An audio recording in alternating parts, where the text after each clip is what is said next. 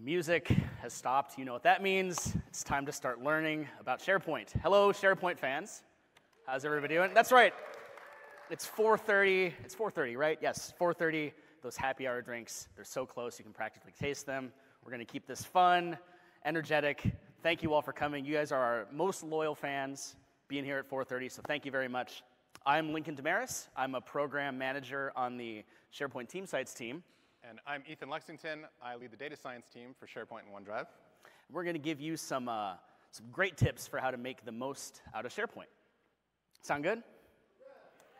So before we get into the tips, let's paint a picture of the productivity ecosystem and what we're talking about today. So this is a team site session. We're going to spend most of our time, pretty much all the time, talking about stuff related to team sites. But we give you 3 places to work, 3 places to put your stuff in Office 365. And we're going to talk about kind of the differences between them for a little bit, because we get asked this stuff a lot.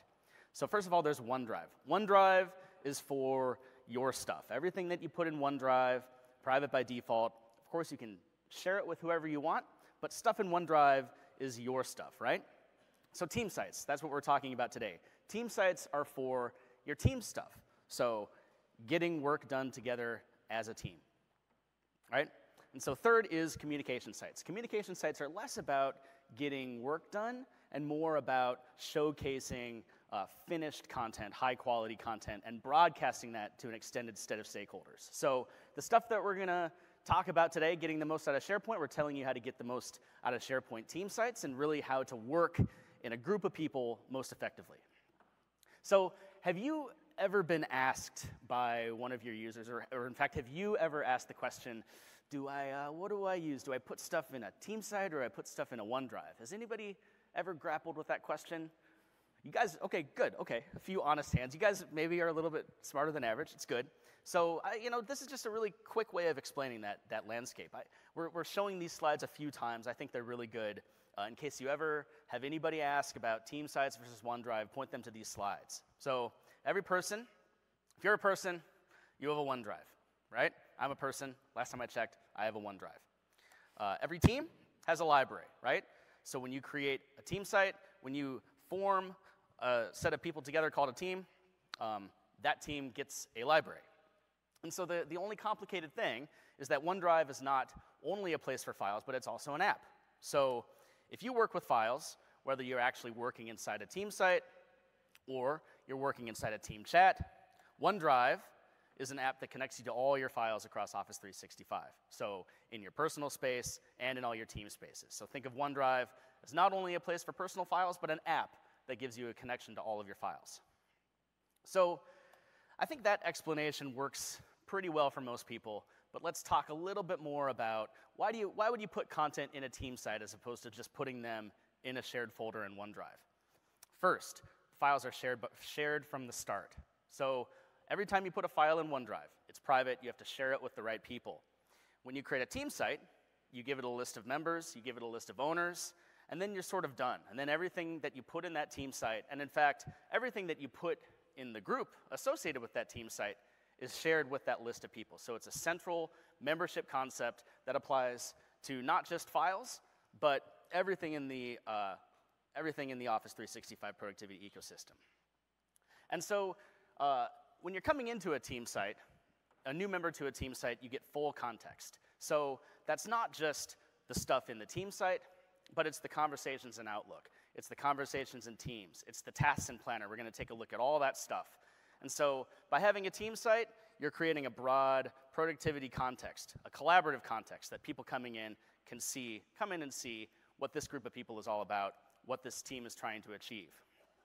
Policy, lifecycle, structure, and process. So every file in Office 365 can be classified, which determines who can see it, the data retention, what devices can see it. You saw some of that stuff in the keynote. Cool thing about team sites is that team sites themselves can be classified. So you classify a team site, and then that affects everything. In fact, the group is classified, and then that affects the data management around everything in that group, including the team site. Lifecycle. This is a really important aspect of personal files versus team files.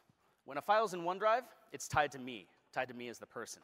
When a file's in a team site, it's tied to that team. So when the team it goes away when the team is deleted, that file is deleted. That's a key difference between files in the personal space versus the team space. Finally, structure and process. That's always been my favorite area of SharePoint. Really, I've spent a lot of time on lists and libraries in my career. SharePoint's at its best when you're using metadata, custom views, flows, stringing things together with custom processes. We're going to see a bunch of that cool stuff today.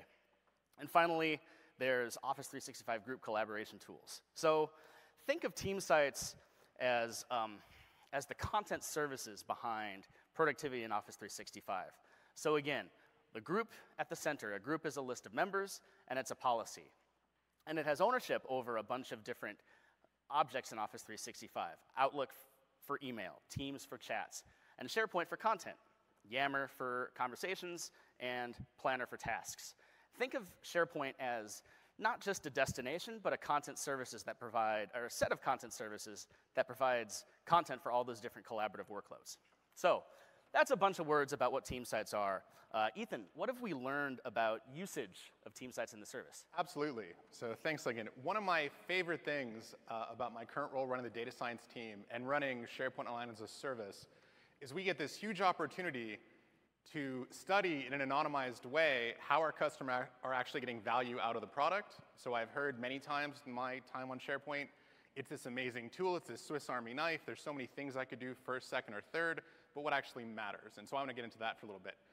I took the title of this slide from the Agile Manifesto for people who remember it.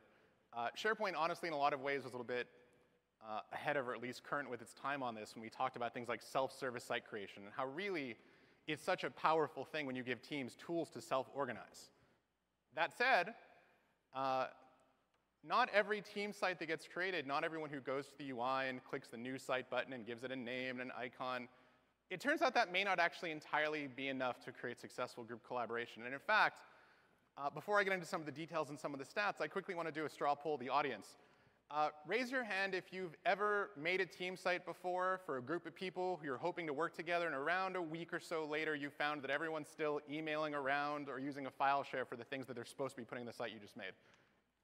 All right, I'm going to call that like... Love the honesty. Yeah, love it. I'm going to call it about 80%. And so it turns out, to walk you through a couple of statistics that led to all the insights in this deck, we see the same thing in the service as well. So not every team site becomes healthy. When I say healthy, for those who want to poke at the numbers later, I'm going to use a really simple definition of a healthy team site.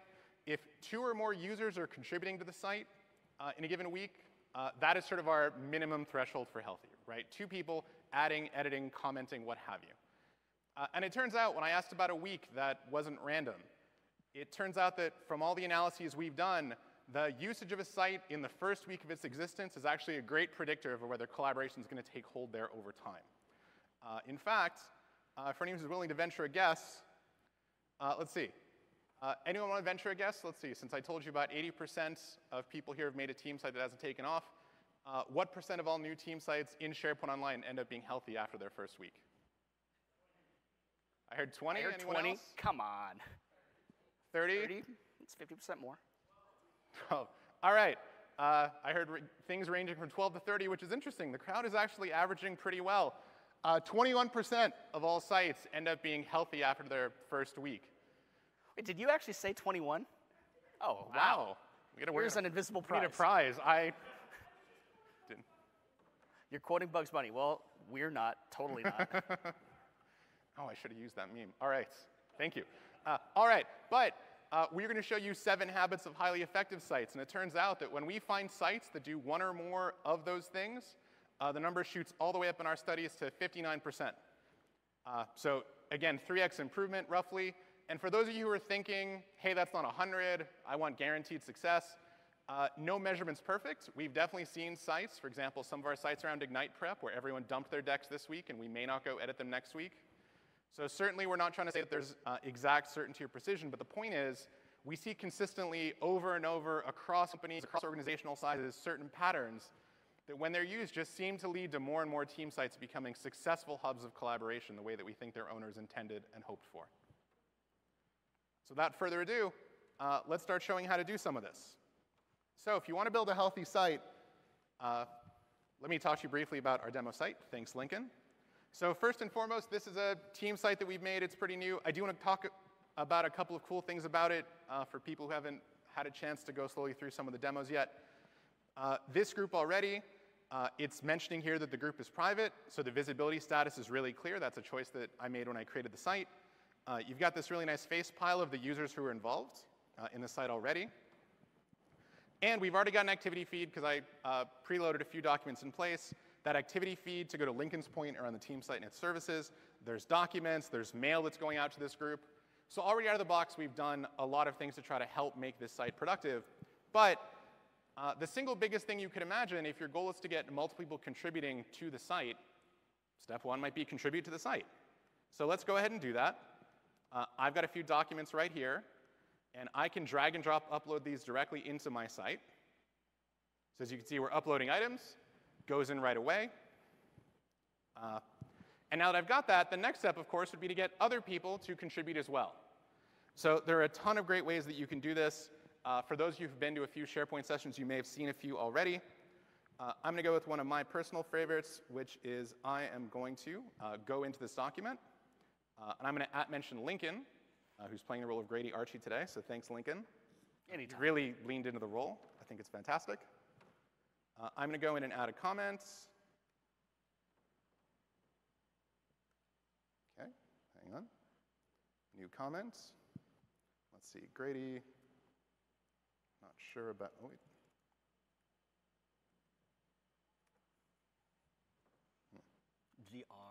GR, it is GR. All right. There we go.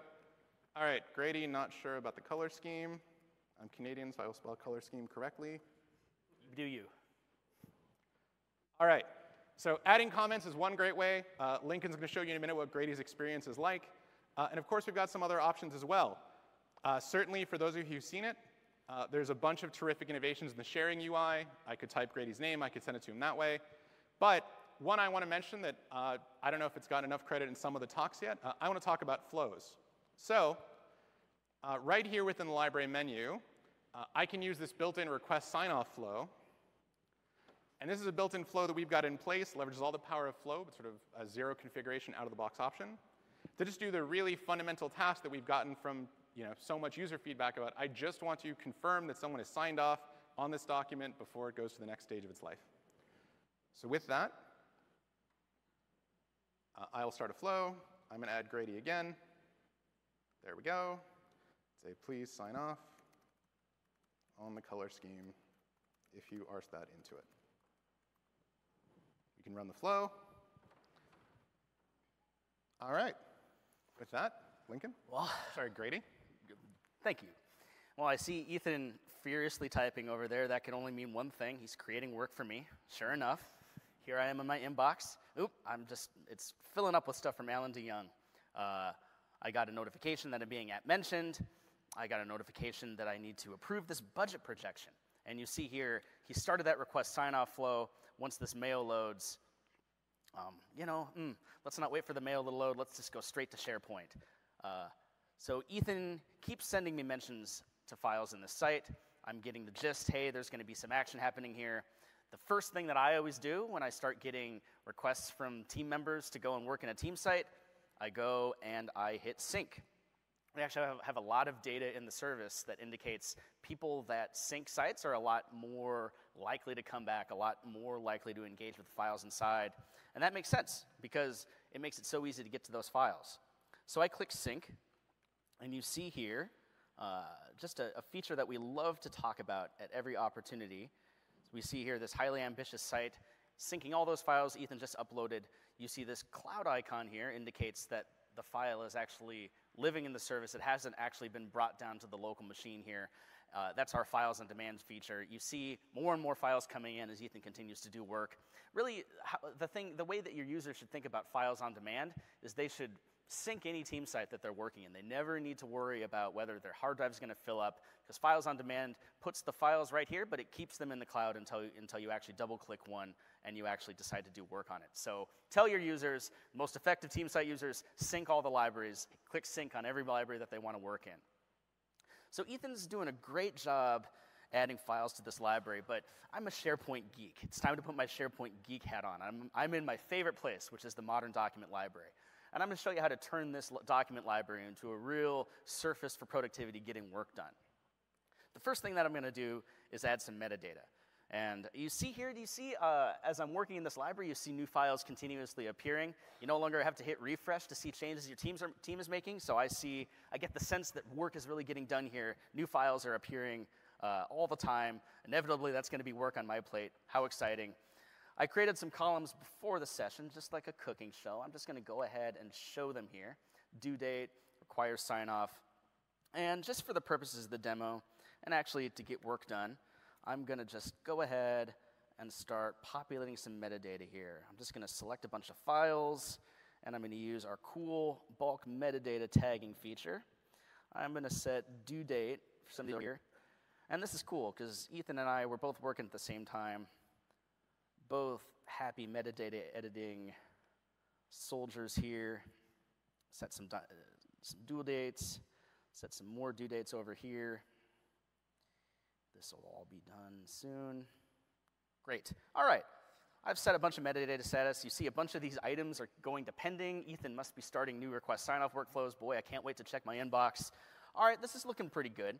But I think we can add a little bit of color here.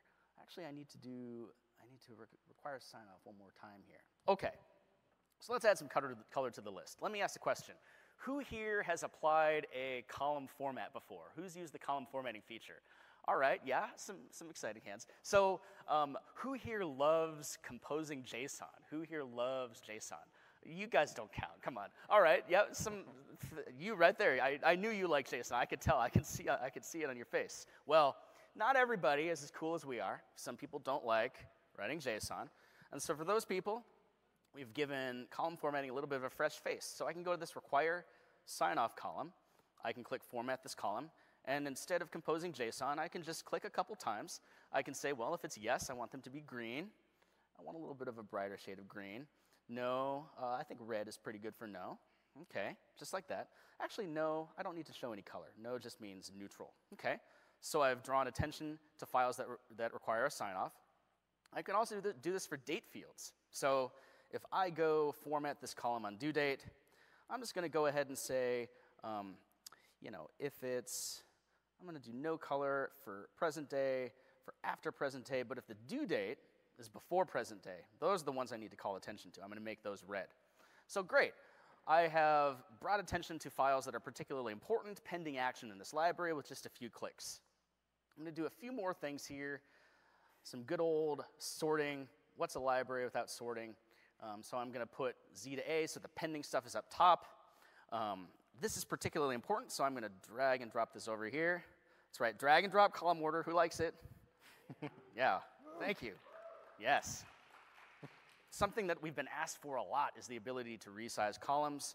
Resize columns now stick with you. So actually, I'm resizing it. Every time I come back to this list, due date is going to be really big. But if I want due date to be big for everybody, then I can just go ahead and save a view. I'm going to save this as productivity view. I can't spell. I'm just going to say P view because I'm not going to try to spell productivity on stage. That's like deep science.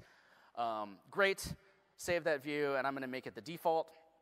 And just like that, now everybody who comes back to this library, they're going to get this view with these column widths, these colors, just as easy as that. So, sure. All right, I want to please my truest fans. There's a bunch of people who said they like JSON, so guess what? We're going to do some JSON, all right? Last year, we launched that column formatting feature. Now we have something called view formatting. So instead of just applying formats to individual column cells, I can apply them to entire views. So I can go under the view dropdown, click Format Current View, and without getting too deep in the JSON, this is just some JSON that basically describes the field values that should be laid out in my view and sort of the CSS and HTML around those field values. You can see there's some if statements here, there's some flow IDs. We don't have time to get too deep into that, but this is pretty influenced by our documentation. If I just paste that in here, hit preview, oh, hey, wow, that's really great. And that's my view now. So buttons to do key things like edit properties, clear UI that tells me when things are pending, and even a button that launches the request sign-off flow. So I'm going to save that. and I'm going to leave this view how it is. This is my default view in the library now. Looks pretty good. So one more thing. So Ethan's been uploading files from his desktop. That's great, but sometimes you want to just create files right inside the library. So if I click New, this is just sort of the out-of-the-box options. I want to focus my team. I want to get people creating documents from the right templates. So a brand new feature here is this ability to customize the new menu. I can click Add Template, and I can pick something from my hard drive here, RFP. That's my RFP template. And it's going to upload that. And great, now that RFP is under the new menu. So anyone who comes here to create a document sees this RFP. That's not enough. I actually don't want people creating blank Word documents. Everybody's creating RFPs in this library. So I can go and hide, maybe I need PowerPoint. I don't need forms. And I want to move this, drag and drop. Love drag and drop. And save. And just as easy as that, I've customized, I've focused people on the types of files they should create in this library. I didn't have to be a PhD in content types. In fact, I didn't do anything with content types here. But rest assured, if you are a fan of content types like me, those are still in the background. I didn't show you the flow, but any of these templates I upload to the new menu here, you can associate them with an existing content type. So all your content types still work. The model is, well, you can have content types, and now you can have more than one template per content type if the use case demands it. So great. I think I'm pretty happy with my document library. Ethan's been dumping files in, and I feel like I've made a productivity surface out of it. So let's go back to slides, recap what we just saw. Yeah, back to the deck. So these are our 7 habits, great. First one was upload and share team files. Ethan mentioned it. The single biggest indicator, if your goal is to build a healthy team site, the single biggest indicator is did you have 2 or more people editing files within the first week. The single best indicator that indicates that a team site's going to live and is going to be useful to people past the first week. Ethan showed you some of our many ways to share files. You can @mention inside Office. You can request sign-off with an out-of-the-box flow. And you can use our great link-based sharing dialog. And a tip I like to throw in, this isn't always applicable, but I really like to tell people, use public groups when you can. Public groups are really a low-friction enabler. A low-friction enabler, sure, that makes sense. Everything gets easier when it's a public group. Anybody in your organization can come in and see anything. Clearly, that's not appropriate for all team sites or all projects, but I like to think it through. Like, do I really, is a bad thing going to happen if someone outside the team comes in and checks out the files? More than often or not, that's not the case. So I like to recommend use public groups whenever you can. Finally, well, not finally, number 2, work smart with lightweight structure and process. So use metadata to drive findability, process on content, customize views, save views, drag and drop, resize, make things pretty. We love pretty document libraries. We hope you make yours pretty. And finally, don't be afraid of custom document templates. You don't have to use content types anymore. You still can, but now it's easy enough for anybody to come in and customize the templates that are available. All right, Ethan, well, I've been getting some serious work done here. What have you been doing? Supervising. But now that we, mostly you, Grady, have done all this great work, one of the greatest things we can do, and again, if you think of this especially through the lens of getting my site to be healthy, is making sure people know it exists. And so one great capability we've seen for this is the news capabilities of team sites. So for those who've seen before, there's a lot of ways you can describe how great news is as a feature. For those of you familiar with publishing and pages, a lot of the concepts will feel familiar. The thing I'll say for the purposes of massively oversimplifying, because we probably all had a long day, in many ways you can think of the news feature with regards to your team site as sort of announcements on steroids. And so one great use case that's totally applicable to sites early in their life that can draw people in is just giving people an update on the work the team has been doing. So let me do that now. So I'm going to go in. I'm going to make a new page announcing our expansion. I will try to type and spell quickly, so we'll see how that goes. There's a ton of capabilities here. We saw, for those of you who were in Jeff's keynote yesterday, you've seen some of them. So I'm just going to add a layout here. I'm going to do a multi-column layout to show some of the flexibility that we have. I'm going to pick a file viewer, and we're going to view one of the files that we've got in place already. So let's take that campaign results one, even though I don't think Grady's updated the template to my liking, but at least it's in there. I'm going to add some text here. So again, really, for those of you familiar with pages and web parts from many, many years ago, The speed and flexibility here is terrific. Copy paste, of course, is just going to work. Wait for it. It's going to be great. All right. One more chance for copy paste. Let's see. There we go. Copy paste just works. And sure enough, down below, let me show a couple of other capabilities. So to add down at the bottom, one web part that, again, when you think of announcing your team and getting people involved, people often enjoy attention and being mentioned. So I'm actually going to go here, and I'm going to add our new people part and quickly just say, thanks to the launch team. I'm going to add Grady for all of his hard work. Adam because he sat in the second row. And with that, I can quickly hit publish and go. And so once I do this, you can see the news gets really prominent place on the top of the site. As you add news content, more and more will roll in. And that's one great tool. But one thing you might be thinking is that this is great for people who've come to my site already, but I want to expand the reach of my site. I want to pull people in. I want to make sure that my site is recognized as one of the authoritative places to go for this topic. And so one great capability for that is hubs. So what I'm going to do now is associate my highly ambitious site for our project to the sales hub to which it belongs. So I can quickly and easily do that. Just go to site information, pick the sales hub, hit save.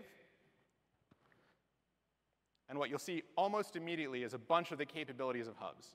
So first and foremost, you can see that the branding of the site has changed. I've inherited the navigation of the hub itself. So all these different sites in the header that came on, again, just with one click. And most importantly, once my search index updates the site, if I go to the hub itself, there's an aggregated news feed. So by joining a hub, it's a great way for you to advertise the existence of your site. So announce your site, announce what you've done, publish it here. Again, brings more people in, gets more people viewing, and that's sort of the first step to getting them on to contribute. Grady, anything you'd like to add since you're playing with your phone? Well, I mean, it's 5 p.m. My phone's ringing off the hook. You know what that means. That's right, news posts. Let me show you what the notification area for a SharePoint fan looks like. That's right, all news posts all day. The thing I want you to take away, I believe the SharePoint mobile app is an essential sidearm for every single SharePoint user. Everybody here should have the SharePoint app installed. And it's not because SharePoint on the phone is better for every use case of SharePoint, but it's because it's really focused on a few different things. First is news. And so second he posted that news, I authentically saw my phone ring, I picked it up. I think the SharePoint app is really the best way to catch up on news across your organization. You see it's listing news according to what hub it's in, and when I tap on a news post, you get a great responsive view. It's the same as on the desktop, but really rendered to look great in the mobile form factor. So this one's looking good. I'm just going to save this one for later. So news, great on the SharePoint mobile app. Second thing that's great on the SharePoint mobile app is just files on the go. Brain dead simple, right? And that's with this Me tab. So I click Me, and I can see recent files that I've edited, and I can also see saved files. So this is a really useful mechanism for just quickly getting back to the files that you're working on. Really simple bookmark icon. This resonates really well with end users. Everybody understands you click the bookmark icon, then you can come back to this Save tab, pull up this file later. Finally, there's this Find tab. So the Find tab is sort of about giving you quick access to everything else that's not news and stuff you've opened and saved. And it's really using the power of search to put everything else at your fingertips. So when I click search here, you can see not only things that you've opened recently, but you see trending searches. And you know, this is a moment when I realized I was in the right place in my life when the trending searches were Contoso Landing's Executive Corner and Ribeye. If you know me, that's actually quite remarkable. But yeah, like I really feel at home in Contoso. I can see that my colleagues are searching for key stakeholders, I suppose. And so this, this search box gives you not only access to sites, files, but I can actually search for Alan. That's Ethan in this demo. I can tap on a person. I can get his card, who he reports to, key files, email. And so this, like, I actually think that's the second most common way that I use the app personally, is I use it to look up people, look up what they've been doing. It's really lightning fast. That's the home tab of the application, find, type in people. Really immediate value is apparent to anybody who picks this app for the first time. Of course, all my sites are here. I can tap on highly effective site here. That's what we're building. And I can see the same homepage that I would see if I'm on my desktop, but fit well for the mobile form factor. I can see tasks, I can see activity. And new feature of the app that's really cool, something that we got asked for a lot, is just the ability to view documents without having to switch over to the OneDrive app. So viewing all the files in a team site, lightning fast, super cool. Everybody should be using the SharePoint mobile app. So let's recap those. Oh, go ahead. Absolutely. So we talked a bit about news and the lift that it can have. And again, the combination of publishing news and joining yourself to a hub is just a huge distribution mechanism to a site. Again, I showed the aggregate statistics before, but we've seen huge uplift. And honestly, it's also not a feature that's entirely as in use yet as some of the things that we've seen. So there's an early mover advantage, frankly, to the people we've seen taking advantage of this stuff. And mobile, we showed you mobile. People actually love our app, and we know that a couple ways. First of all, we have great ratings on all platforms, 4+ stars. And getting back into the data, objectively, we see people who install the app are 50% more likely to be weekly SharePoint users. And correlation, causation. Takeaway that you should take away from this is you should evangelize use of this app if you want SharePoint to catch on in your organization, because it's going to do nothing but help. I think it's an essential app for all SharePoint users. It's the best way to catch up on news, fastest way to get to your stuff, and to search for those important stakeholders in your organization. Great. So let's do some really cool stuff. Switch back over to demo here. It's time to get truly geeky here. So I'm 7. Mm-hmm. Okay. So one thing that's been bugging me about this team site is it's still got the default homepage. Come on. The SharePoint team site homepage is really born to be customized. And we do a lot of work tuning the out-of-the-box homepage to be efficient and engaging for people, and we think we've done a pretty good job. But seriously, the best way to use a team site is to go and customize the homepage. And we've made it easier than ever before. So columns are great, but the only time I really want to see columns is when I'm in Greece. So I'm going to click here. I'm going to create a 1-column layout. And one of the coolest parts of working in a group-connected site is Planner. Planner is the best way to manage tasks. So I'm going to laboriously scroll down to the P's, add Planner, and I can see, well, people are actually starting to use tasks. There's a couple of buckets here. There's one sort of sad, lonely task. And so, great. I have Planner at the top of my site. And this really cool, snazzy file view that I created that I'm so proud of. Boy, I think that should be second place here. Let's put that right under Planner. And we can just leave the rest be. That's good. What matters is that I've personalized the site. I've made it my own. And I've focused work on critical stuff and files. That's really the purpose of the site, is to get work done on files. So I'm happy with that. Second thing I want to talk about is teams. So one thing I want to emphasize, and maybe you already know this, but team sites, it's not a choice. Teams and team sites are better together. So I've actually already connected this site to a team. Let's see how that happens. I actually have a site here called Digitally Transforming. And maybe you've seen this before. Actually, I have to go and copy something out of my, I need to copy, because this is something that is not fully rolled out yet, but it's something we are in the process of rolling out. So if you are one of the lucky ones, if you've gone to a team site and you have seen this thing in the lower left that's going to load, which is the ability to connect a SharePoint team site to a team. So I can click this Create Team, and what that's going to do is it's going to create a new team. It's going to associate it with my group.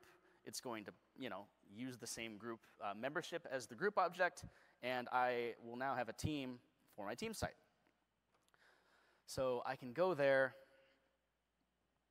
and go to the team, and actually I'm going to switch back to the one that I was working on, and what that Teamify link does is it gives you a team link in the left nav, so anybody can quickly go to the Teams channel, and it's great. I can start conversations, hey Ethan, and we can start getting work done that way. But, everybody understands this Teams UI. The real thing that I want to emphasize here is that a lot of end users love working in this environment. They love collaborating in teams. And Teams is really a fantastic way to get to all your SharePoint content through this tab model. So I can click Add a Tab. I can click SharePoint. And right away, I can really quickly that home page that I was so proud of with no columns, I can go and embed that in a tab. And so this is my full team site, full fidelity, everything's right here. I can manage tasks, I can open documents, and I can do that all from within the Teams UI. And we love that. We think if Teams is catching on in your organization, make full advantage of these tabs to keep people, give them good access to the content that they need. So I can also just go ahead and embed my, my document library too. So I'm just going to go ahead and do that, pick documents. And you saw this in the keynote too.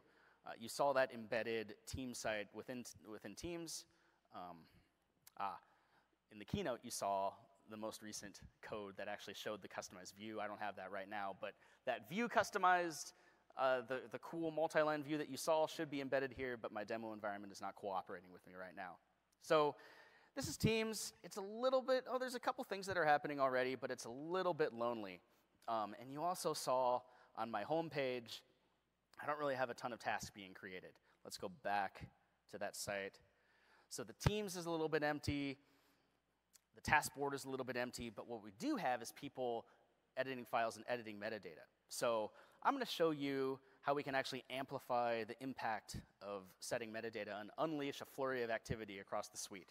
So I'm going to go to Flow. I'm going to see my flows. And before this session, I created a really cool flow, create task when approved. And this flow exemplifies a really cool pattern that I reuse over and over again. And it's triggered off of this when a file is created or modified. And so without going too deep into all the steps here, what this does is it's watching my document library, and it's watching to see when the request sign-off field is equal to approved. And so when somebody goes and approves a document, it goes and it posts a message to Teams, and it goes and creates a task and planner. And so people then are incentivized to populate metadata. All you do is you fill out a field value, and then a bunch of stuff happens. So let's watch that in action. Let's go back, and we're going to turn that flow on. And then I'm going to go back to my inbox, and I'm going to finally do the work that Ethan asked me to do in the very beginning. He asked me to approve. And so, I mean, I love setting SharePoint metadata, but I also love staying in Outlook. So I'm going to go and approve here.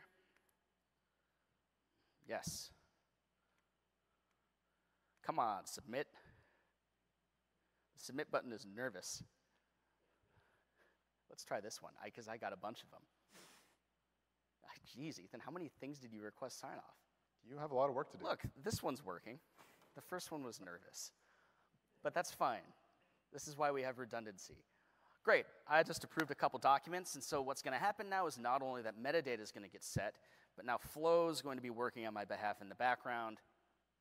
We can go home here, and what we can see is as that flow executes, what it's going to do, see, it's already starting to create tasks in my ready for delivery column, and if I go back to the Teams channel, it's going to see that Flow is going to be creating right here.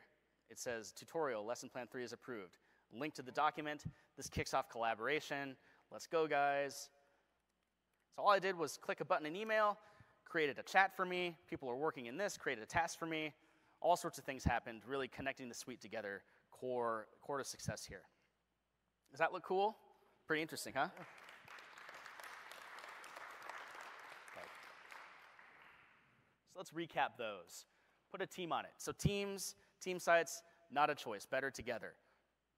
A lot of people find a lot of traction in Teams. It's a great way to access SharePoint content. Use tabs. Don't make, if you see your users using Teams a lot, don't make them run separate errands to the browser to fetch their content. Teach them how to use tabs and keep all of their content at their fingertips. And you know, not every team is going to really need Teams. Some teams are a little bit more email heavy, some are a little bit more real-time collaboration heavy, some use this for purpose A and this for purpose B, both at the same time. Really, you know, there's no one-size-fits-all approach. Just make use of the tools as are appropriate for the individual group of people that you're working with. And in fact, even to add, everything we've seen from the data we've looked at shows that teams that collaborate across multiple endpoints actually have better success as well. So the question of which one should I push people towards to get the most success, the answer is yes, all of them. Wherever people want to live, it all seems to help so far. And finally, connect the whole suite together. So best team sites don't do it all alone. They get by with the help from their group. They use flow, they incentivize metadata population, and they build a front door that's really appropriate for the team. So they customize their homepage with the stuff that people really need to focus on, with the stuff that's important for that team. We just gave them a whole lot, didn't we, Ethan? Really did. This is quite a recap. Like, what are we going to do with all these tips? We could publish a book. It is, and that would have been a great order of business, except we've already raced ahead and helped out with the product. This is, of course, firstly, only 6 habits, and secondly, this would normally be the point in the talk where everyone would take out their phones, take a picture, force themselves to memorize these steps, wonder what happened. But we're actually going to do one better than that. It turns out that there's a 7th habit. There is a 7th habit, which is really just follow the cues that we've built into the product for you. So throughout this demo, up at the top right, we've had this megaphone called Next Steps that I haven't mentioned. I wasn't planning to until now. This is actually the tips and tricks framework that we've provided, where we've built into the product a little bit of self-guidance along the way. All of these things are informed by the things that we've been showing you today, by the analysis that we've done behind them. And so they actually point out a whole bunch of steps that we've talked about, uploading a file, inviting your team. And we don't show you 7 at once, so there's a little bit of an iterativeness to it. But the point is, again, the 7th habit is really just follow the cues that we've got. Yeah, and that's just the beginning. Like, the tips that he showed, this is just the beginning of what we're calling our tips and tricks framework. We're going to keep watching and observing user actions that actually increase the success of team sites. We're going to be plumbing them into that UI. I bet a lot of you are also going to ask to be able to customize that experience. We're going to be thinking about that as well, right? And so what's best for your organization, what you want people to be doing in SharePoint, we think you should have some say over that. But initially, this is going to be informed by data, and it's really going to be trying to help users who are trying to figure out this team site stuff for the first time. What do they do first? What do they do second? What do they do third? What's going to drive really effective collaboration? And so that's tips and tricks. Absolutely. And so with that, now if you want to have a slide to take a picture of, or I'm sure the slides will be posted, all 7 habits with a quick reminder of where you can find them in the product with our Next Steps tips and trick framework. That's right. So with that, since we're almost at time, Lincoln, anything else you want to mention about sessions people should check out? There is so much stuff in team sites that I did not have a chance to talk about. And so I've given you a cool calendar for the rest of your week, or maybe just Wednesday and Thursday. If you want to see more super geeky, super cool team site stuff, here are some sessions to go to. The no-code solution, you're going to learn a lot more about view formatting, column formatting, and flows. Super fantastic sessions, super geeky in a good way. What's new and what's coming to SharePoint lists? There's a ton I didn't talk about in the realm of lists. And so if you're a list fan, you want to go deep. Ben here is pumping his fist. He's going to be there. It's going to be great. I encourage you to go to that session. A couple more there around branding, site scripts, and then finally on flow. So if you want to go even deeper than we went today, here's where you should be paying attention to these sessions. Yeah, so thanks so much, everyone, for coming. We're happy to hang out for Q&A, even past the deadline, if other people want to stay here instead of going to their first happy hour. If you liked the session, please do evaluate it. If you didn't like it, please come tell us what we could have done better. We greatly appreciate it. And thanks again for everyone. Enjoy the rest of the conference. Yep, thanks.